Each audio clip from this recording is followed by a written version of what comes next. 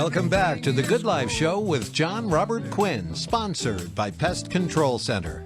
Welcome back to the Good Life Show. I am your host, John Robert Quinn, and I did write the music for the show. You can purchase John Robert Quinn music at JONRobertQuinn.net. Now let's get back into this. We've got Nick Bloise, State Assembly, explain to me, State Assembly District 8, is that right? District 8, yeah. We represent, the district will go from Citrus Heights and North Highlands, representing Arden-Arcade, Carmichael, Rosemont, Rancho Cordova, all the way down to the outskirts of Galt. So we'll have Wilton and Vineyard area. We do not have Elk Grove, but it's just to the outskirts of that. So it's a pretty big area encompassing over 243,000 voters. Really? Now explain to me, State Assembly District 8, what does this actually cover? What does the Assembly cover? Correct. The Assembly is the equivalent of the House of Representatives on a federal level. So the state of California has a two-house system, much like on the federal level. You have the House of Representatives, which you have congressmen, and then you have the U.S. Senate. In California, you have a state assembly, which serve 2-year terms, as well as a state senate, which serve 4-year terms. Term limits maximizes their term of service up to a maximum of 12 years total in both houses.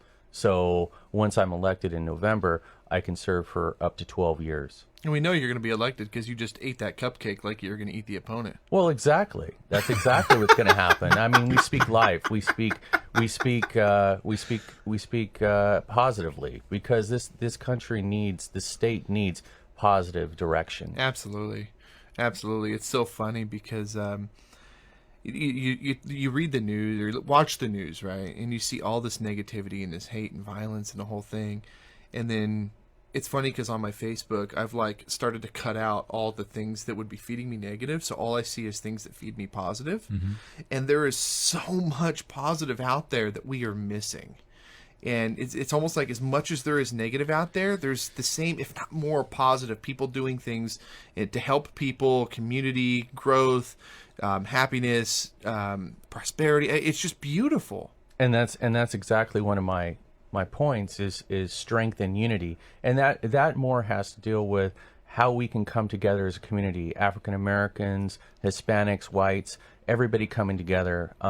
Billy Graham once said, well, not once, but multiple times I've heard him say that go out this week and make a friend of a different race. If you go out and do that, you're going to see a change, in the community. You're going to understand the African American perspective of when they get pulled over, what that means to them. They're in fear. Mm-hmm. As a white person, I don't have that fear. But they do. So working together, understanding how they think, and then our law enforcement. And then why they have that fear. It's a legitimate fear.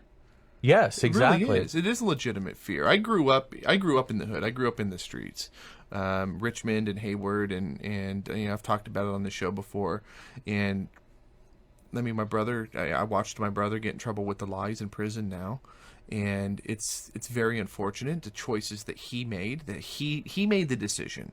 I made the decision to help people. He made the decision not. But the same thing, there's people out there that are wrongfully accused, they're profiled, and it's almost like, is it a societal thing? Is it what's the Well, I mean, take a look at the news media. They fuel the negativity.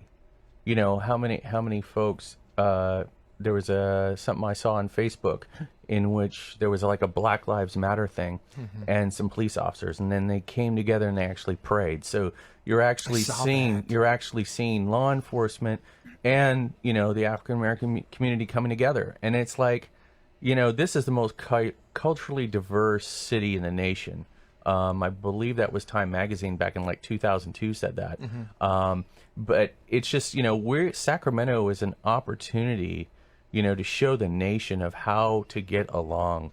And I was in the military, and I am colorblind. I get along with everybody. It's just course. they're, I was a platoon leader, and I, that was one of the most fun jobs I've ever had, because I was like Papa San. I saw over everybody, and it was like the dad, and it's like saw the unique perspective of how everybody brings a unique gift, and how as we work together we blossom even more. And I think when our community does come together like that, I think you're going to see possibilities that we haven't seen before, instead of focusing on, the negativity, but the positive.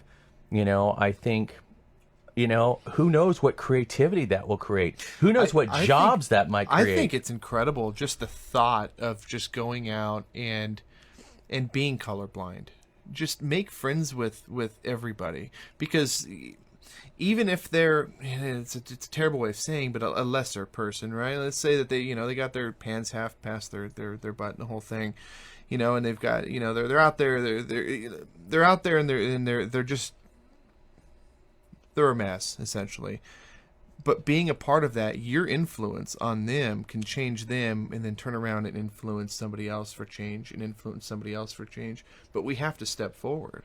We can't just continue to have this segregation, this division between us. It's got to start with people coming together. Exactly. It absolutely has to start that way. There's no other way.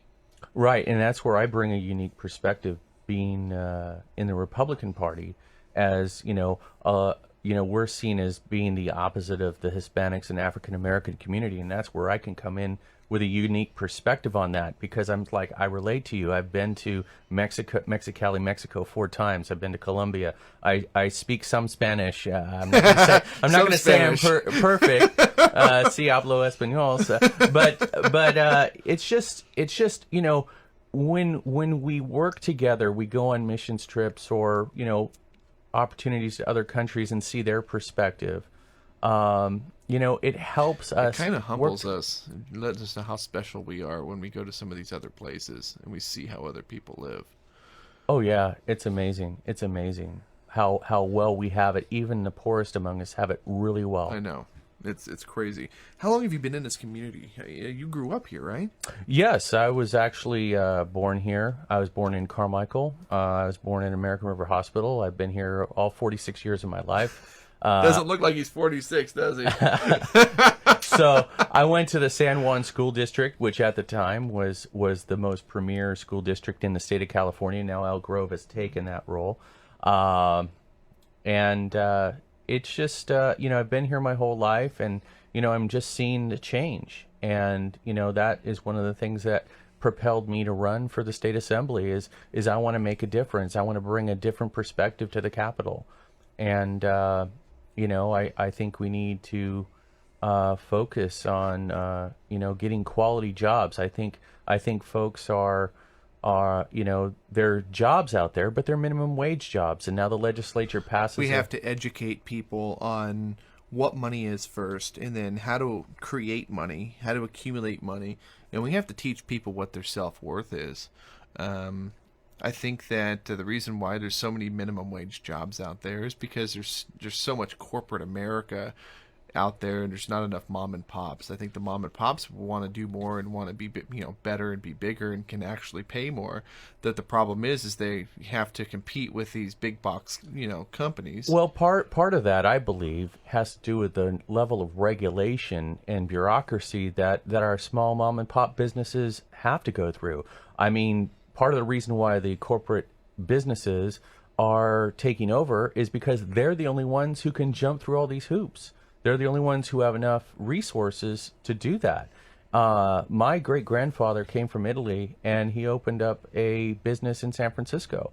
He fed a family he had 13 children, and they were able to make it. Now, could we do that now without being on food stamps? They were not on food stamps or any other public assistance. I know. And as a descendant of immigrants, I mean, my mom's side, she's Latvian and Russian, and she's got French Canadian. It's funny, we're the same thing on our end. I've got Costa Rican. Grandfather came over here, and Russian on the other side. Married into a Russian family that moved over here from Russia in '95, and absolutely. And looking at what those people, what my wife's family went through, And my father-in-law, he's going into his 70s now, and he's still delivering pizzas because his businesses that he had when he moved over here, he'd always run businesses fine over back in Russia, moves over here to put his kids and his 4 girls into a nice college, and the last one's still in and wrapping things up. The other ones are off and married and moved on,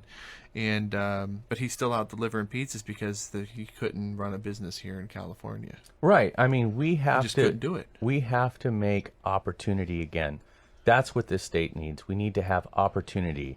And it just seems like when the legislature meets, they pass more and more rules and regulations, and it just cripples people, and it cripples our quality jobs. I mean, I was just about to say that the $15 minimum wage is an epic failure of our state to create quality jobs. Quality jobs, we're talking we're talking $25, $30, $35, $40 an hour, even the possibility of $50 an hour. I think that's very possible.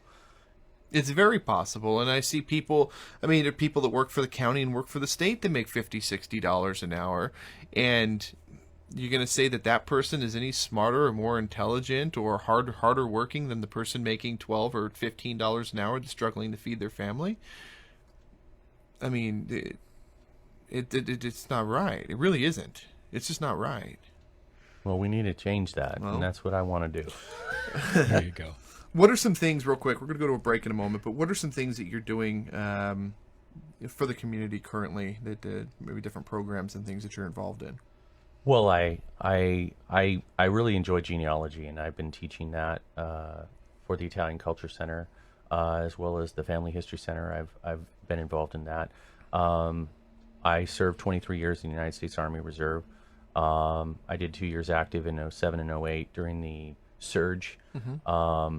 And so, pretty much being involved in that, getting involved with veterans organizations. Now I'm eligible to join the American Legion. I did that.